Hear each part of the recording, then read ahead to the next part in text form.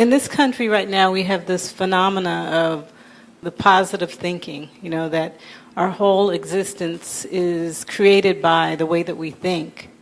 And you said earlier that there were so many things that were involved in the creative process and our creative experience. Can you elaborate on that a little bit? Everyone is responsible for their circumstances based on their thinking process, how they think, solely. So how you think? See, in these cultures, definitely you have given too much significance to your thought process, too much. It's the Western philosophers who went to this extreme.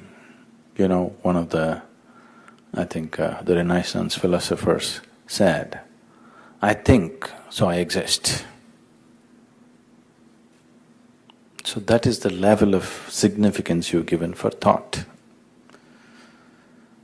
But you tell me, from your own simple sense, you tell me, which is true? Is it because you exist you think, or is it because you think you exist?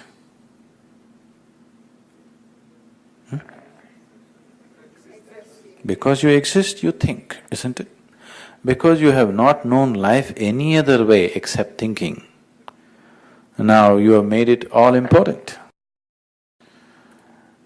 Now, for me, there is no thought. If I simply sit here, I will sit here without a single thought on my mind. Does it mean I'm not existing? I'm existing, absolutely existing. Because I'm existing in such a powerful way, thought is just a small happening for me. My thought is just a small happening for me in my life. I can think, it's not that I'm incapable of thinking. I can think, but still it is a very small happening because my existence is far, far bigger than my thought.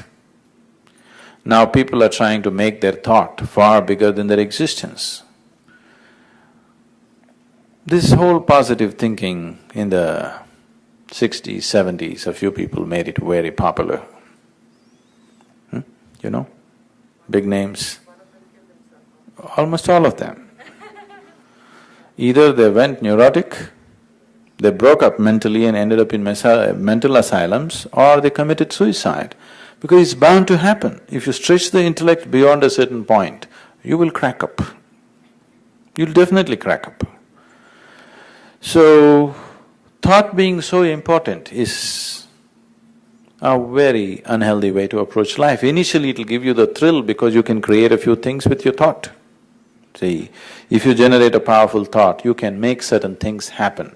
You can have a certain power over other people and situations. This will give you a high, but it is not an ultimate solution to life. You may be effective in the world, but within yourself you're still a mess. What is the point? What is the point?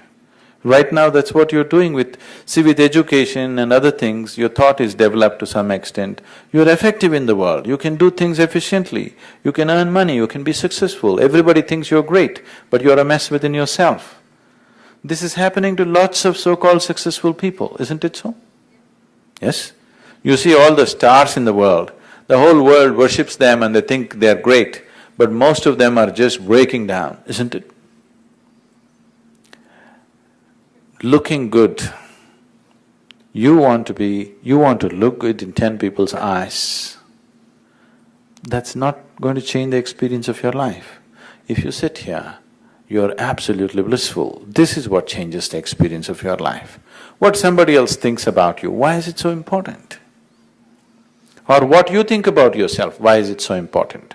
Whatever you think about yourself, whatever the whole world thinks about you, has no existential relevance. Whatever you're thinking right now has no existential relevance. It is only psychological relevance, maybe social relevance, but no existential relevance, isn't it so? Can I tell you a joke? Are you okay? Any kind of joke? No. once it happened, Pope died. Not this one, previous one. Pope died, and naturally, he went to heaven. He came to the gates of heaven. There's Saint Peter, sitting on a tall security stool, smoking a Cuban cigar. It's not banned there.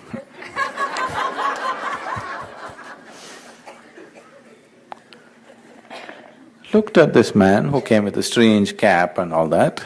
He looked at him and said, "Who are you?" He blew a plume of smoke into Pope's face and asked, "Who are you?" Pope was aghast. "How dare you talk to me like this? You don't know who I am? I am the Pope." "Okay, man, every day all kinds of people come with tall stories. You have a tall cap too, it's all right. Tell me, who are you?" He said, "I am the Pope. How dare you talk to me like this? I am God's representative on the planet." Peter looked at him and said, "Okay, move on." Not this way, not into the gate. He said, "Move on." He said, "How dare you say this to me? I am God's representative, you ask him if you want." Peter said, "All right." He raised his voice. It's very busy. He raised his voice and said, "Hey boss, there is somebody here who claims to be your representative on the planet. His name is Pope, do you know him?" A grave voice from inside said, "I do not know anyone like that." "Boss doesn't know you, move on." Pope was, "What is this?" He was distraught. "How can this be? How can the old man say he doesn't know me? Oh, it must be Alzheimer's." "Okay, you do one thing. You ask Jesus, he knows. He knows, I'm his representative on the planet." Peter said, "Okay," and he raised his voice and said, "Hey Sonny, there's somebody here who claims to be your representative on the planet. His name is Pope, do you know him?" A gentle voice from inside said, "I do not know anyone like that." "Sonny doesn't know you, enough man, move on. I heard enough from you." By now Pope was totally, how can this be? They're not letting him enter the heaven after being a Pope. He said, "Well, you ask the Holy Ghost. He knows me, I am his representative on the planet." Peter once again raised his voice and said, "Hey Spooky, there is somebody here who claims to be your representative on the planet. His name is Pope, do you know him?" A mischievous voice from inside said, "Ah, Pope, is he here? He's the one who spread all those malicious stories about me and Mary, don't you let him in."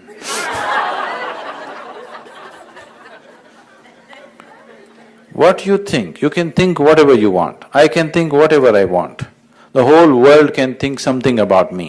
It has no existential relevance.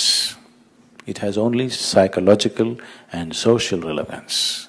So when we say a spiritual process, we are talking about an existential dimension, not a psychological dimension, not a social dimension. So, with thought, if you generate a certain amount of powerful thought, you can create certain life situations around you. But with that, you cannot know the ultimate. But there is something within you which wants to expand and know, isn't it? How much ever comfort you provide, how much ever well-being you provide from outside, there is something within you which will not settle. There's something within you which will not settle. It is just, you may avoid it. You may avoid it by watching the television. You may avoid it by going to the movies. You may avoid it by reading a book. You may avoid it in conversation with somebody. That's why you keep yourself so busy, just to avoid it. But if you sit down for some time and just look at your life, you will see everything feels empty and you want to do something else. It's always there. Either you address it or you don't address it, but it's always there. You can use your thought to create physical situations. But you cannot existentially move on by using thought because it has only psychological and social relevance to life.